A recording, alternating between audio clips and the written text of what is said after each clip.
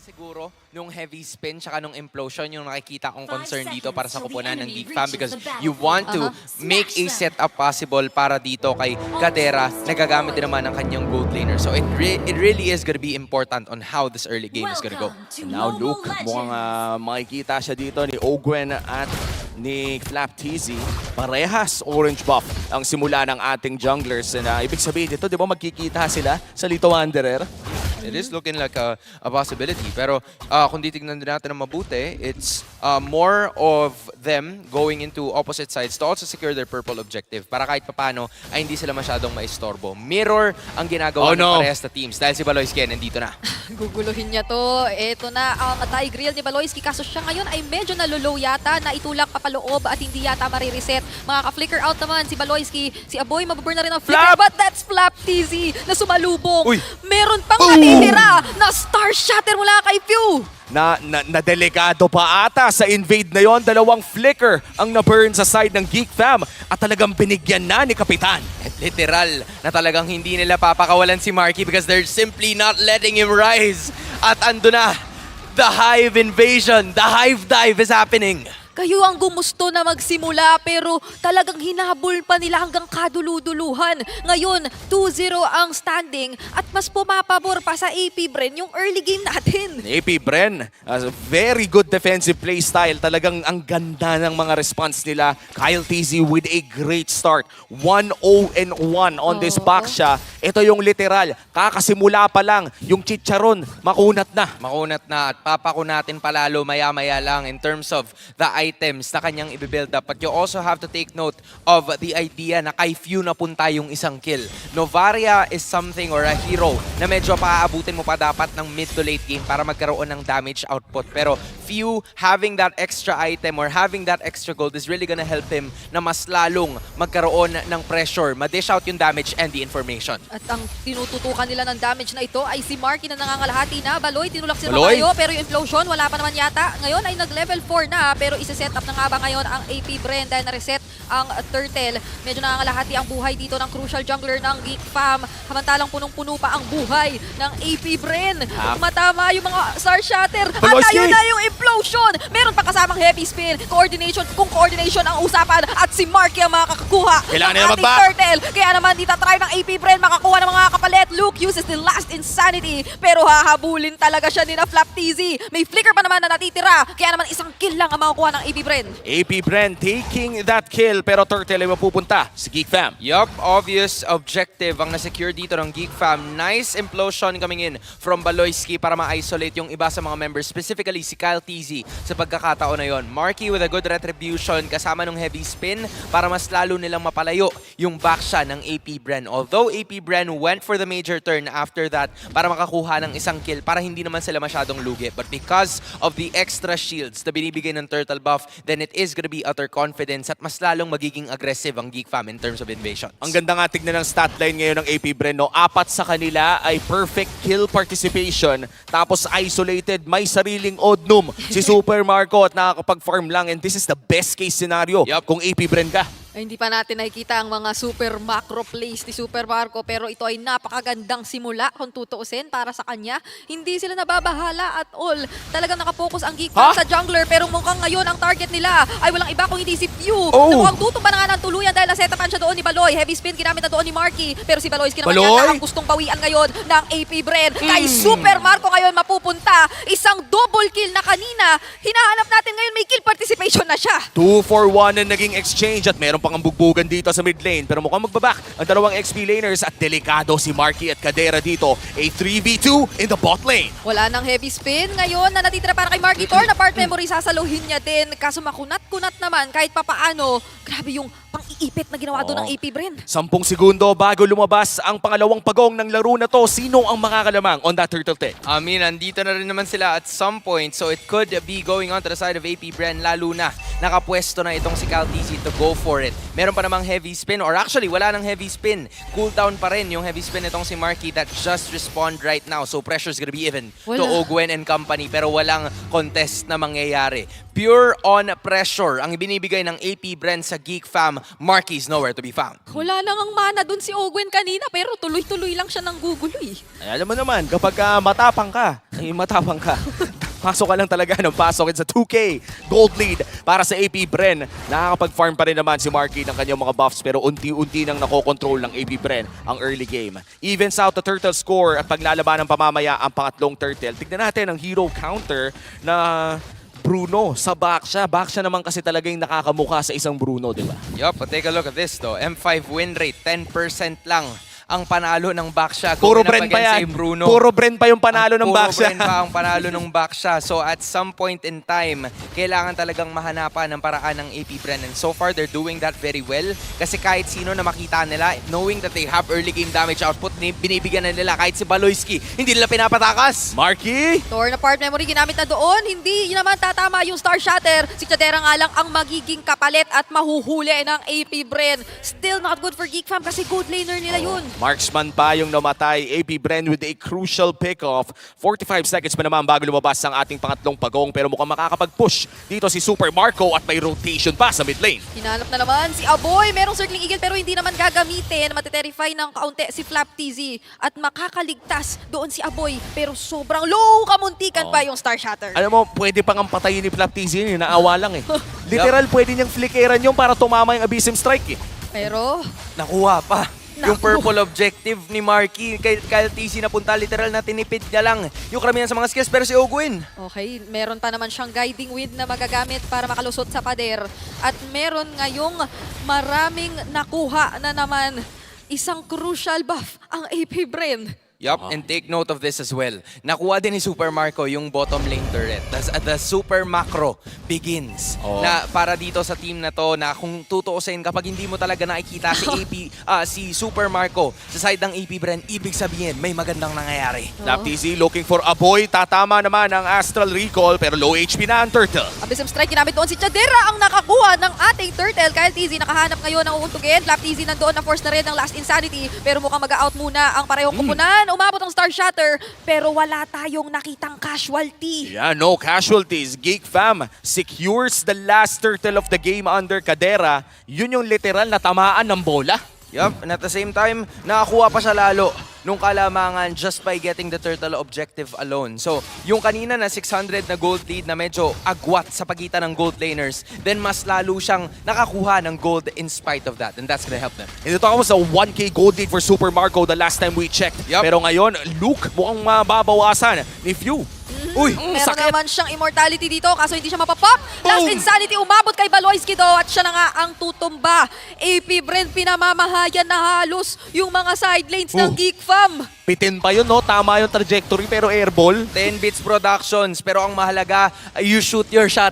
Yun Oo. naman ang mahalaga. You miss 100% of the shots you don't take. Tama. And because of that, nagkaroon palalo ng kalamangan ng kupunan ng AP Bren. Kasi si Flap TZ, this is the proactiveness na pinag-uusapan natin kanina. Hanggat nakakaikot si Flap TZ, the rest of the members of AP Bren can just put the pressure on Marky and Geek Fam. At hindi talaga tinitigilan ng AP Bren ng Geek Fam. Tuwing may rotation ng Geek Fam ay sinasabayan nila and for some reason ay nakakapag-farm ang mga side laners ng AP Bren more than the Geeks. And ngayon mukhang papasukin si Luke pero syempre mamba out lang yan, lumipad lang.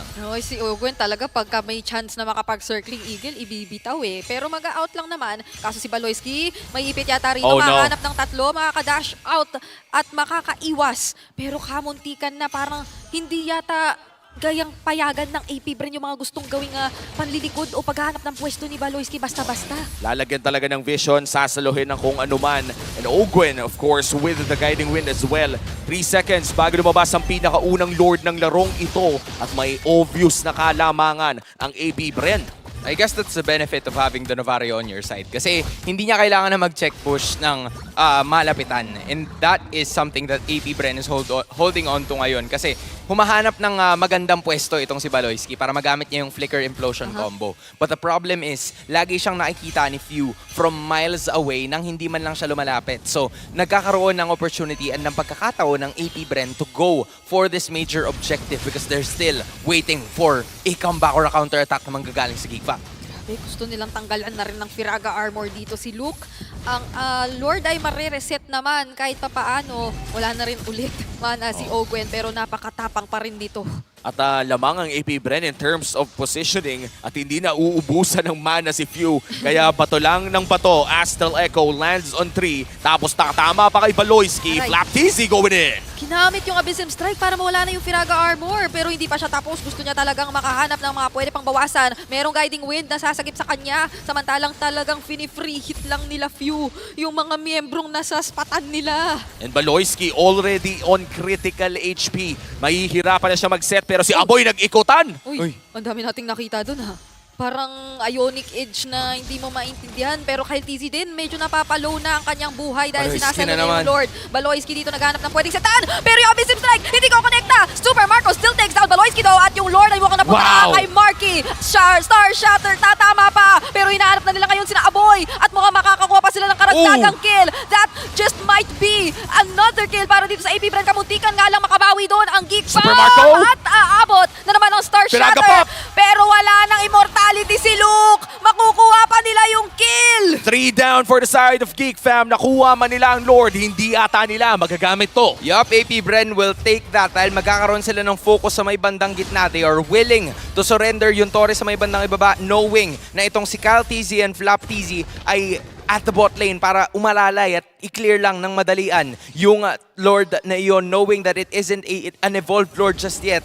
This is a win para sa kupunan ng AP Bren. Hindi man lang nagamit ng Geek Fam yung opportunity na yun, and wonderful initiation na nanggaling sana kay Baloyski with the implosion, but it was a stop na napigilan ni Ogwen and Kyle TZ by knocking up yung Tigreal para hindi na sila makapag-execute and for them to stop the mayhem.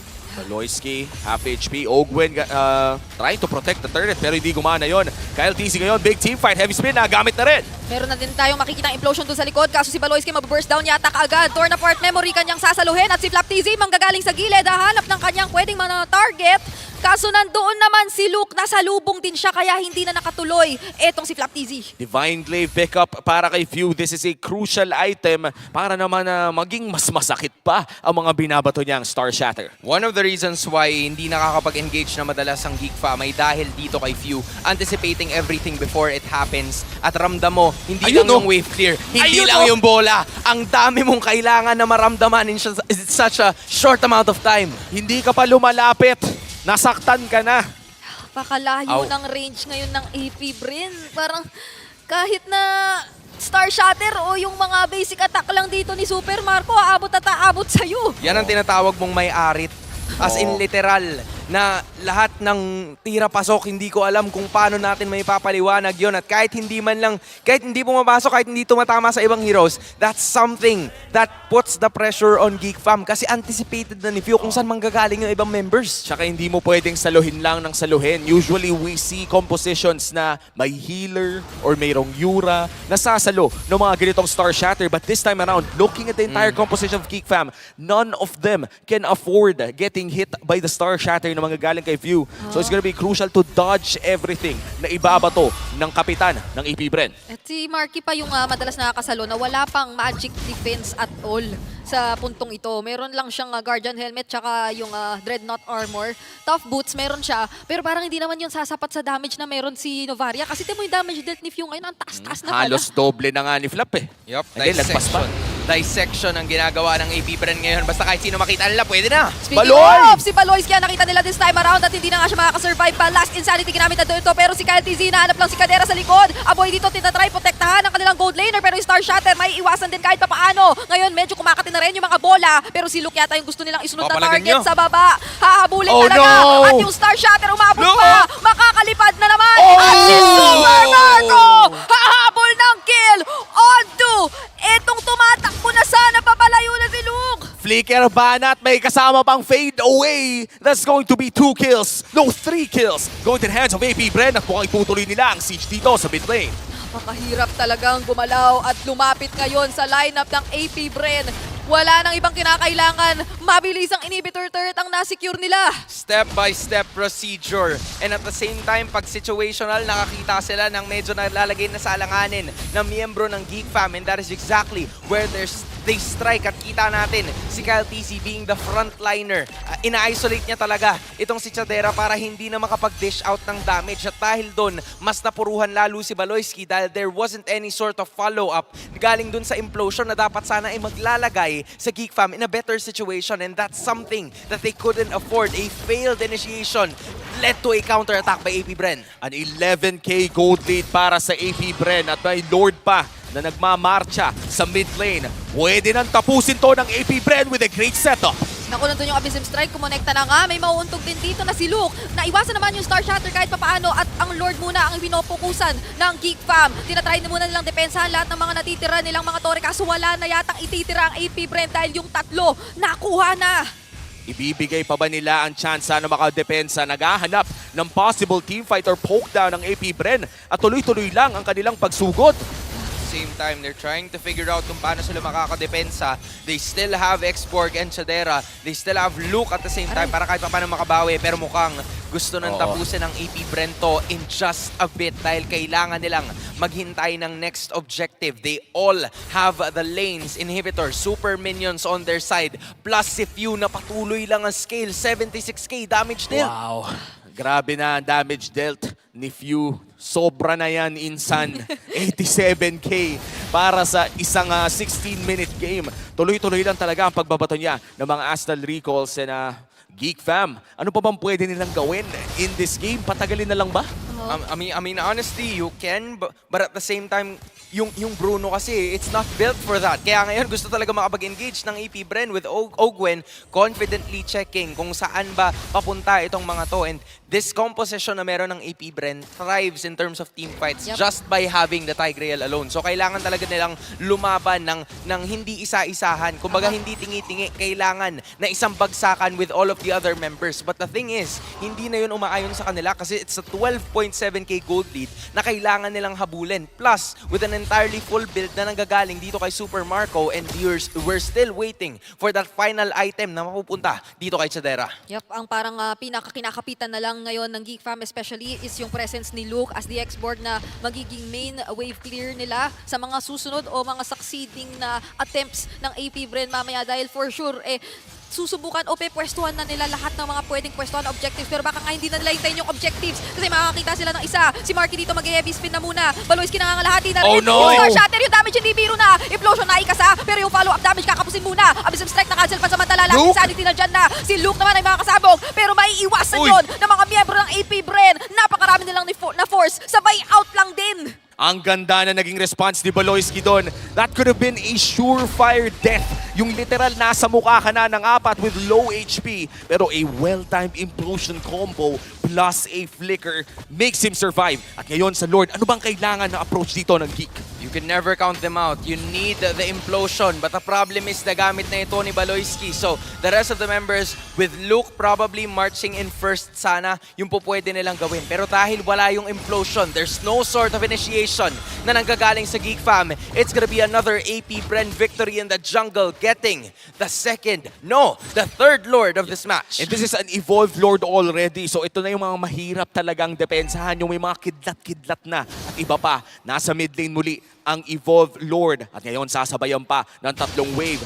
AP Bren, ito na ang pinakamalaki nilang chance na i-close out yung laro bago makabawi ang Geek Fam. At ang pinakamahirap na depensa naman if you're Geek Fam Indonesia. Grabe, may kidlat-kidlat na yung Lord. May kidlat-kidlat pa na nagmumula dun sa passive ng Lightning Truncheon. For sure, nahawak-hawak na rito ni Few. Pero makakalipad sila dito. Mahuli si Luke. Napakaganda ng angulo ng Astral Echo. Baloyski doon. Tinatry harapan. Naghahanap yata ng masesitan. Pero si Flap TZ din papasok dun sa gilid. Luke kinamit na yung last insanity. Makakansel na naman yung Abysm Strike. Mapapurse na rin yung kanyang immortality. Heavy spin. Mahuli si Super Marco. At siyang mag-unang matanggal mula sa side ng AP Bren. At si Aboy inaabol pa si Flap TZ. Pero mukhang babalikan din siya. Matiterify ng Kaunten. At mapapatumba ni Chadera.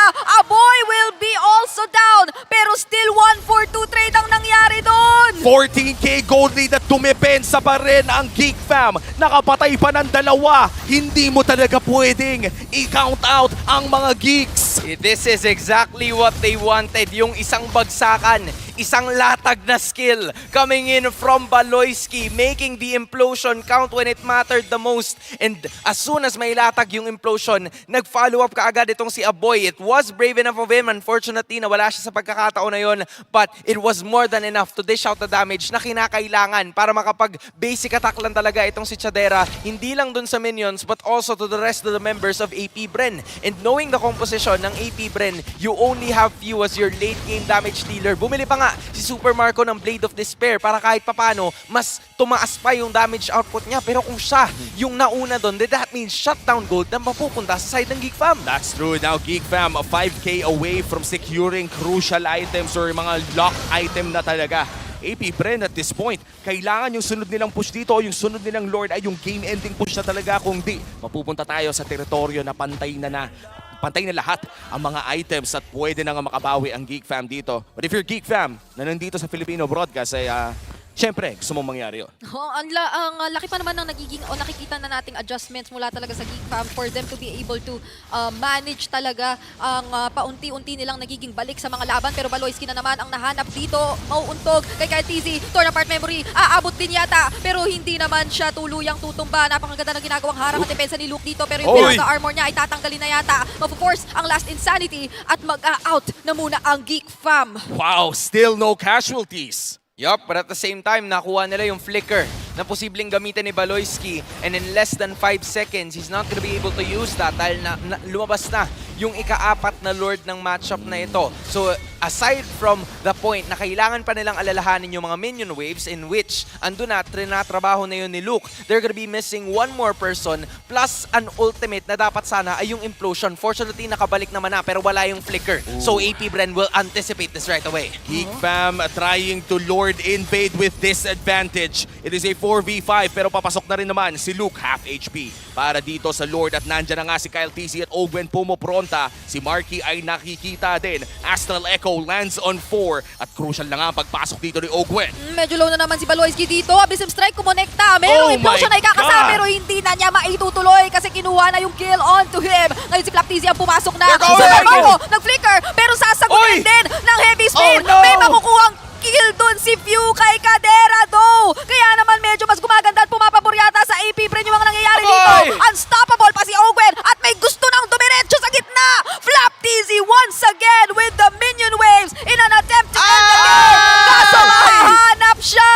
Hindi niya papayagan na makuha yung ending push dito sa laban. It's a 3v2. Marky napapang immortality pero mukhang makakalipad si Ogwen pabalik sa kanyang base. And this is AP Bren trying to secure the game. Pero kulang ata sa minions. Kailangan maihatid. It's Luke and Marky against 4 ng AP Bren. Super Marco is still alive. Tatlo ang natitira sa kupunan ng AP Bren. Gusto nilang to-market lock. However, it's Luke and Marky na tangke sa the members in. Gusto na nilang tapusin to.